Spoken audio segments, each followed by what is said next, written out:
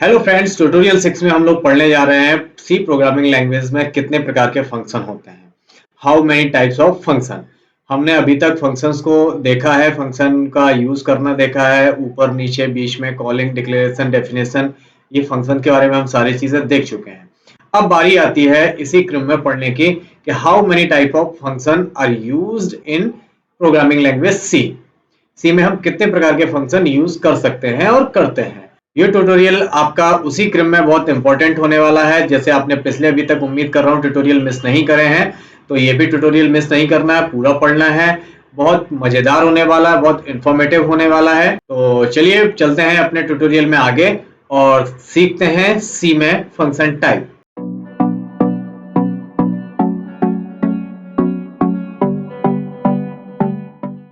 हमने अभी तक के ट्यूटोरियल में बहुत सारे रूल्स पढ़े हैं, हम 7 रूल पढ़ चुके हैं। C is a functional programming language. C में हम जो भी प्रॉब्लम सॉल्व करेंगे, जो भी प्रोग्राम बनाएंगे, वो सारे फंक्शंस के अंदर बनाएंगे। सी में कम से कम एक फंक्शन होना चाहिए। सी में मेन फंक्शन अनिवार्य है। प्रोग्राम मेन फंक्शन से शुरू होता है, मेन फंक्शन पे खत्म होता है। हमने इस तरीके के बहुत सारे रूल पढ़ लिए हैं और उनको प्रैक्टिकल करके भी आप लोगों ने समझ लिया है। डिक्लेरेशन भी समझ ली है, फंक्शन की कॉलिंग भी समझ ली है। यहाँ पे सी का रूल नंबर 8 कहता है सी सपोर्ट 2 टाइप ऑफ फंक्शन। सी में सिर्फ 2 ही प्रकार के फंक्शन सपोर्ट होते हैं। तो देख लेते हैं सी में जो 2 प्रकार के फंक्शन है वो कौन सा है। पहला फंक्शन है जिसको हम बोलते हैं लाइब्रेरी फंक्शन या प्री डिफाइंड फंक्शन या inbuilt function. Library function, pre defined function या इनबिल्ट फंक्शन, आप कुछ भी बोल सकते हैं, इसमें कोई इशू नहीं है। इस कैटेगरी में वो सभी फंक्शन आते हैं जो सी की लाइब्रेरी में पहले से मौजूद होते हैं, जो आपको नहीं बनाने पड़ते हैं। सिंपल सी बात, मैं जो अभी बोल रहा हूं इसको ध्यान से समझ के चलिए, क्योंकि अभी जस्ट मैं 1 मिनट बाद आपसे इसी से संबंधित एक नया बात बताऊंगा। उसमें ये लाइन मैं आपसे पूछने वाला हूं। लाइब्रेरी फंक्शन वो फंक्शन होते हैं जिनको सी ने स्वयं बनाया है, लेकिन वो काम हमारा करते हैं। ठीक है, हमारी सुविधा के लिए यूज करे जाते हैं, लेकिन इनका डेफिनेशन किसने दी है? ध्यान से सुनना, इनकी डेफिनेशन सी ने स्वयं दी है। इनको डिफाइन हम नहीं करते, लेकिन यूज हम ही करते हैं अपनी प्रॉब्लम सॉल्विंग करने के लिए। ऐसे फंक्शन को बोलते हैं हम लाइब्रेरी फंक्शन, जो सी की प्रोग्रामिंग लैंग्वेज में इनबिल्ट होते हैं, वो पहले से बने बनाए होते हैं। क्लियर? दूसरे प्रकार के फंक्शन होते हैं जिन्हें हम बोलते हैं यूजर डिफाइंड फंक्शन। इस कैटेगरी में वो सभी फंक्शन आते हैं जिसे यूजर बनाता है, जिनकी डेफिनेशन यूजर डिसाइड करता है कि इस फंक्शन से क्या काम होना है। अभी जैसे हमारे पास सामने आप एक प्रोग्राम देख रहे हैं, यहाँ पे एक प्रोग्राम है। अब यहाँ पे जरा सोच के बताइए, मैं आपको 1 मिनट का टाइम देता हूं और यहाँ पे सोच के बताइए कि इस पूरे प्रोग्राम में कितने फंक्शन हैं और कौन से लाइब्रेरी फंक्शन है और कौन से यूजर डिफाइंड फंक्शन है।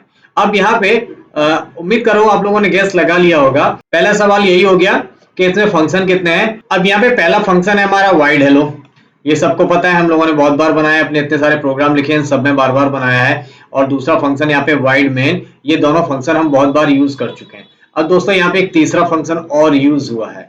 आपको जो मैंने प्रिंटफ बताया, आप लोगों ने प्रिंटफ भी बहुत बार यूज किया है। जब हम अपने प्रोग्राम से जब भी कोई आउटपुट लेते हैं तो हम प्रिंटफ सिंटैक्स का यूज करते हैं। तो यहाँ पे जो ये प्रिंटफ है, printf is the function.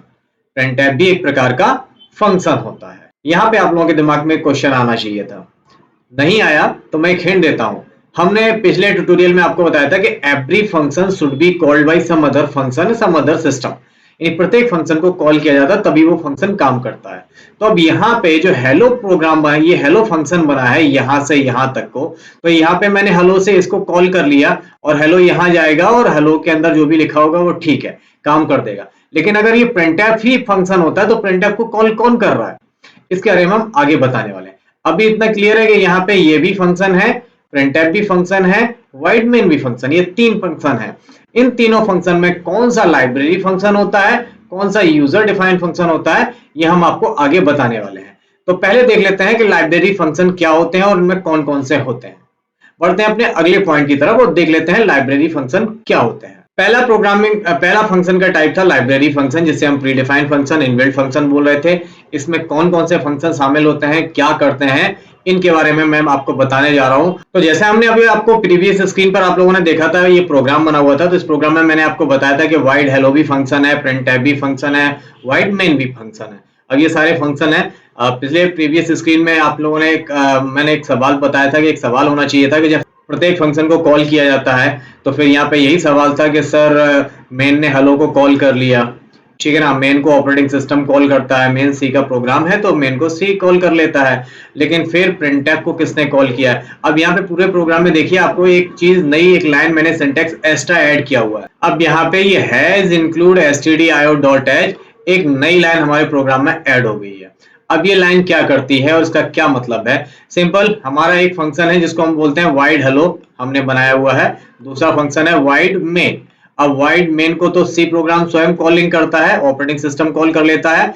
Main ने हेलो को कॉल किया तो हेलो हमारा सीधा हेलो के पास पहुंचता है। यहाँ पे जब मेन प्रोग्राम हेलो को कॉल करेगा तो हेलो जहां पे भी डिक्लेयर होगा वहां पहुंच जाएगा, पहुंच गया है। अब हेलो के अंदर फंक्शन है printf, ये प्रिंट करने वाला है। तो printf फंक्शन को किसने कॉल किया? तो printf फंक्शन को कॉल करने के लिए हम लोग यूज करते हैं ये हेडर फाइल। क्या यूज करते हैं? Header file. जो stdio.h है इसका फुल फॉर्म होता है standard input output dot H, H for header file. जब भी हम इस तरीके के सिंटेक्स यूज करते हैं तब हमें एक फाइल ऐड करनी होती है जिसे हम बोलते हैं हेडर फाइल। अभी हेडर फाइल क्या होती है इनके बारे में हम आगे बताने वाले हैं आपको। तो फिलहाल अभी ये तो क्लियर हुआ कि printf हमारा फंक्शन है, और printf हमारा कौन सा फंक्शन है? ये इनबिल्ट फंक्शन है या लाइब्रेरी फंक्शन है या प्री डिफाइंड फंक्शन है। इसको सी प्रोग्रामिंग लैंग्वेज ने खुद बनाया है और ये यूज हमारे लिए हो रहा है। हमारे प्रिंट आउट, हमारा आउटपुट देने के लिए हम printf फंक्शन का यूज करते हैं। तो ऐसे फंक्शन को बोलते हैं हम inbuilt function, library function, pre defined function. अब बात आती है कि इसको कॉलिंग कौन करता है। तो जब भी हम लोग प्री डिफाइंड फंक्शन यूज करते हैं या लाइब्रेरी फंक्शन यूज करते हैं तो हम अपने प्रोग्राम में एक हेडर फाइल इंक्लूड कर लेते हैं, जैसे हैज इंक्लूड stdio.h। ऐसी बहुत सारी फाइलें होती हैं, इनको हम हेडर फाइल बोलते हैं। क्या बोलते हैं? Header file. इन्हीं हेडर फाइल के अंदर ऐसे बहुत सारे फंक्शन बने होते हैं जो हम अपने प्रोग्राम में आवश्यकता अनुसार यूज करते रहते हैं या कॉल करते रहते हैं। जैसे stdio.h डॉट अगर हम यूज कर रहे हैं तो हम अपने प्रोग्राम में printf फंक्शन यूज कर सकते हैं और scanf फंक्शन यूज कर सकते हैं, यानी हम इनपुट का वाला भी फंक्शन यूज करेंगे और आउटपुट के लिए भी फंक्शन यूज करेंगे। यदि हमें अपने प्रोग्राम में इनपुट लेना है और आउटपुट देना है तो हमें अपने प्रोग्राम में stdio.h को इंक्लूड करना पड़ेगा। इसका यही सिंटैक्स होता है, जैसे ये लिखा हुआ है सेम हम ऐसे ही अपने प्रोग्राम में एट द स्टार्टिंग पे लिख देते हैं। फिर हम कहीं पे भी पूरे फंक्शन में, पूरे प्रोग्राम में हम कहीं पे भी इनपुट ले सकते हैं, यानी printf और scanf कमांड यूज कर सकते हैं। ऐसे फंक्शन को जब हम यूज करते हैं तो अपने प्रोग्राम में हम हेडर फाइल इंक्लूड कर लेते हैं। बहुत सारी हेडर फाइल होती हैं, जैसे मैंने stdio.h लिखा है, ऐसे conio.h होता है, उसके भी अलग अलग काम होते हैं। बहुत सारी हेडर फाइल हैं जो हम आवश्यकता अनुसार अपने सी प्रोग्रामिंग के ट्यूटोरियल में पढ़ते रहेंगे। ये जो stdio.h है इसमें हेडर फाइल्स जो बोलते हैं, इसमें हम कौन कौन से फंक्शन और यूज करते हैं ये देख लेते हैं। अभी फिलहाल आपको ये समझ में आ गया होगा कि stdio.h जो हमने लिखा है वो हेडर फाइल है, उसे हम at the starting of program में लिखते हैं। इसके अंदर कौन कौन से हम फंक्शन यूज कर सकते हैं ये भी देख लेते हैं। printf है, scanf है, getch है, putsh है, sail है और floor है। और भी बहुत सारे फंक्शन हैं जो हम टाइम पे आपको बताते चलेंगे। ये मेन फंक्शन है जिनका प्रोग्राम में ज्यादा यूज होता है और ये सभी फंक्शन stdio.h हेडर फाइल में इंक्लूड होते हैं। अगर आप इनमें से जो मैंने फंक्शन यहाँ पे 5-6 लिख रखे हैं, इनमें से यदि आप कोई भी फंक्शन यूज करेंगे तो आपको हैज इंक्लूड stdio.h को यूज करना पड़ेगा। तो उम्मीद कर रहा हूं आपको लाइब्रेरी फंक्शन समझ में आ गया होगा कि लाइब्रेरी फंक्शन कौन होते हैं। क्लियर है ना? बढ़ते हैं अपने अगले टाइप ऑफ फंक्शन की तरफ जिसे बोलते हैं हम यूजर डिफाइंड फंक्शन। तो यूजर डिफाइंड फंक्शन क्या होता है ये देख लेते हैं। यूजर डिफाइंड फंक्शन की सिंपल सी परिभाषा ये होती है कि ऐसे वो फंक्शन जिन्हें यूजर द्वारा डिफाइन किया जाता है, जिन्हें यूजर अपने काम के लिए बनाता है और वो खुद बनाता है। सिंपल, उसने अपना नाम दिया, अपना काम दिया, ऐसे फंक्शन को हम बोलते हैं यूजर डिफाइंड फंक्शन। अब मैं यहाँ पे फिर से आपसे पूछ रहा हूँ कि इस प्रोग्राम में मुझे बताओ कितने फंक्शन यूजर डिफाइंड फंक्शन है। सिंपल, आप लोगों ने सिंपल कैलकुलेट कर लिया होगा कि सर जी हम लोगों ने तो एक ही बनाया है, एक ही बनाया ना, वाइड हेलो। मेन तो भैया पहले से बना मेन तो मैंडेटरी है। अब इन दो फंक्शन में यूजर डिफाइंड फंक्शन कौन सा हुआ? तो भैया इनमें दोनों फंक्शन यूजर डिफाइंड है, क्योंकि दोनों की परिभाषा यूजर ने खुद दी है, यानी हमने खुद दी है। हमने सिर्फ मेन नाम लिया है सी से, क्योंकि वो मैंडेटरी है। एक फंक्शन का नाम सी ने पहले से डिफाइन कर रखा है कि भाई आपको मेन लेना पड़ेगा, इसलिए हमने मेन ले रखा है। लेकिन ये बनाया तो हमने ही है ना, हमने इसके अंदर हेलो को कॉल किया, डिफाइन किया तो हमने ही किया ना। तो हर वो फंक्शन जिसे यूजर डिफाइन करता है, उसकी परिभाषा, उसके फंक्शन को, जो उसको स्कोप होता है, उसकी जो बॉडी होती है, उसमें यूजर अपने टास्क लिखता है, ऐसे फंक्शन को हम बोलते हैं यूजर डिफाइंड फंक्शन। तो आप बता सकते हैं कि यहाँ पे यूजर डिफाइंड फंक्शन कौन कौन से हुए। पहला फंक्शन है हमारा वाइड हेलो, ये भी यूजर डिफाइंड फंक्शन है। दूसरा हमारा यूजर डिफाइंड फंक्शन होगा वाइड मेन, मेन भी यूजर डिफाइंड फंक्शन कैटेगरी में आता है। इस तरीके के फंक्शन जितने हम लोग लिखेंगे, यूजर लिखेगा, वो सारे के सारे यूजर डिफाइंड फंक्शन कैटेगरी में आने वाले हैं। आई होप फ्रेंड आप लोगों को सी के दोनों प्रकार के फंक्शन अच्छी तरीके से समझ में आ गए होंगे। अब देख लेते हैं सी का रूल नंबर 9 क्या कहता है। बढ़ते हैं अपने रूल नंबर 9 की तरफ। रूल नंबर 9 है C is a case sensitive language. C हमारी केस सेंसिटिव लैंग्वेज है। कंप्यूटर की दुनिया में दो प्रकार की लैंग्वेज यूज होती है, केस सेंसिटिव और केस इनसेंसिटिव। केस सेंसिटिव और इनसेंसिटिव में मतलब क्या होता है देख लेते हैं। तो सी तो यही कहती है कि मैं केस सेंसिटिव लैंग्वेज हूं।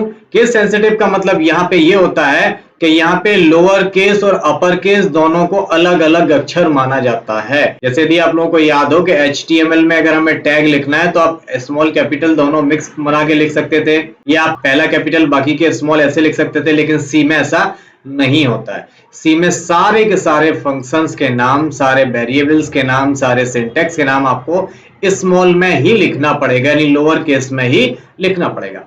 मैंने यहाँ पे एक एग्जांपल दिया है आपके सामने, एक प्रोग्राम बनाया है। इसमें जरा देख के सोच के बताइए मुझे, देखिए कि इसमें ये प्रोग्राम सही है या गलत है एज पर रूल नंबर 9 कि C is a case sensitive language. अब यहाँ से पढ़ना शुरू करिए और यहाँ पे आया, ठीक है। अब यहाँ पे कुछ समझ में आ रहा है। यहाँ पे देखो वी कैपिटल बना है, बाकी का सारा स्मॉल है, तो यहाँ पे यही एक मिस्टेक हो गई। ये प्रोग्राम यहीं पे रन नहीं करेगा, वो वाइड को इनवैलिड कंटेंट बता देगा, ठीक है ना। फिर आते हैं अगली लाइन पे।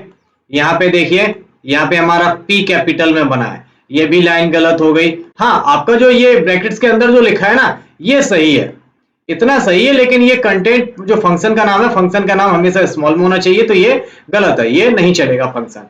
फिर आगे आते हैं, यहाँ पे वाइड मेन लिखा है, ये बिल्कुल सही है, ये लाइन पूरी स्मॉल में है, बिल्कुल सही है। इसके बाद आते हैं ये हेलो पे, तो यहाँ पे हेलो का एच कैपिटल बना है, इसलिए ये भी गलत होगा, क्योंकि यहाँ पे हेलो हमने स्मॉल बना रखा है, ठीक है ना। तो हिसाब से ये फंक्शन हमारा नहीं चलने वाला है। तो उम्मीद करता हूं आप लोगों को समझ में आ गया होगा कि सी में कभी भी स्मॉल कैपिटल मिक्सअप नहीं होते हैं, सारे के सारे आपको स्मॉल लेटर में ही यूज करना पड़ेगा। क्लियर। बढ़ते हैं अपने रूल नंबर 9 की तरफ और रूल नंबर 9 देख लेते हैं क्या कहता है। C program require compiler to develop. Simple सी बात है, सी प्रोग्राम को चलाने के लिए हमें कोई ना कोई कंपाइलर चाहिए होता है। अब इसमें पढ़ने वाली बात क्या है, हाँ पढ़ने वाली बात यह है कि सी में दो प्रकार के कंपाइलर ज्यादातर यूज होते हैं। पहले यूज होते थे 16 बिट कंपाइलर और उसके बाद यूज होने लगे 32 बिट कंपाइलर। और भी कंपाइलर हैं, इन फ्यूचर में हम कभी बताएंगे आपको, जैसे 64 बिट कंपाइलर होते हैं, तो वो अभी थोड़ा आउट ऑफ रेंज होते हैं, थोड़ा एडवांस लेवल पे हैं। तो 16 बिट यानी 16 बिट और 32 बिट दो प्रकार के कंपाइलर हम लोग यूज करते थे। 16 बिट कंपाइलर का जो एग्जांपल है वो है टर्बो सी या टर्बो सी प्लस प्लस। ये जो आप लोगों ने देखा होगा वो रेड एंड ब्लैक कलर की स्क्रीन आती थी, उसे हम टर्बो सी बोलते थे। टर्बो सी जो हमारा वो 16 बिट कंपाइलर है, और डेव सी प्लस प्लस और कोड ब्लॉक्स ये हमारे 32 बिट कंपाइलर। इनमें अंतर प्रोग्राम चलाने का कुछ ज्यादा नहीं होता है, बस इसमें थोड़ी सी खूबियां, जैसे जैसे इसके डेवलपमेंट होते रहते हैं, कुछ ना कुछ बदलाव होते रहते हैं, कुछ फंक्शंस नए ऐड होते रहते हैं। अब जैसे माइनर सा चेंजेस ये है कि आप 16 बिट जब कंपाइलर यूज करते हैं तो वहां पे आपका जो वेरिएबल, आपका जो फंक्शन का डिक्लेरेशन होता है वो वाइड हो सकता है, लेकिन 32 बिट के कंपाइलर मेन फंक्शन होगा वो कभी भी वाइड नहीं होगा, वो हमेशा इंटीजर रहने वाला होता है। हम हमेशा इंट लिखते हैं, अगर आप इंट आप नहीं लिखोगे तो आपका कोड ब्लॉक ऑटोमेटिकली ये कंपाइलर्स में इंट लगा देगा, लेकिन वाइड नहीं हो सकता, जबकि 16 बिट में हम वाइड लगा सकते थे। ठीक है, जब हम इंट लगाते हैं तो हमें रिटर्न 0 भी करना होता है। ऐसे छोटे छोटे माइनर से डिफरेंसेस होते हैं 16 बिट और 32 बिट में, और जैसे ही आप ये फंक्शन को धीरे धीरे जब चलाना सीखेंगे और जब सी प्रोग्रामिंग में थोड़ा एक्सपर्ट हो जाएंगे तो आपको इनके अंदर आपको आसानी से समझ में आने लगेंगे। लेकिन हमें पता दोनों होने चाहिए। भाई सपोज दैट कभी हम पुराना कंपाइलर मिल गया चलाने को और हम या नया मिल गया तो हम वहां पे वाइड मेन यूज कर रहे हैं तो वो नहीं चलेगा, एरर दे देगा। तो आपको ये पता होना चाहिए कि वाइड की जगह पे आप इंट भी यूज कर सकते हो। तो दोस्तों I hope C programming language में यहाँ तक का सफर आपका बड़ा मजेदार बीता होगा, आपको सारे रूल समझ में आए होंगे। मैंने बहुत कोशिश करी आपको अच्छी तरीके से समझाने की। सी लैंग्वेज के अगले ट्यूटोरियल में मिलते हैं अगले टॉपिक के साथ, तब तक अपना ख्याल रखिए। टेक केयर, गुड बाय, जय हिंद।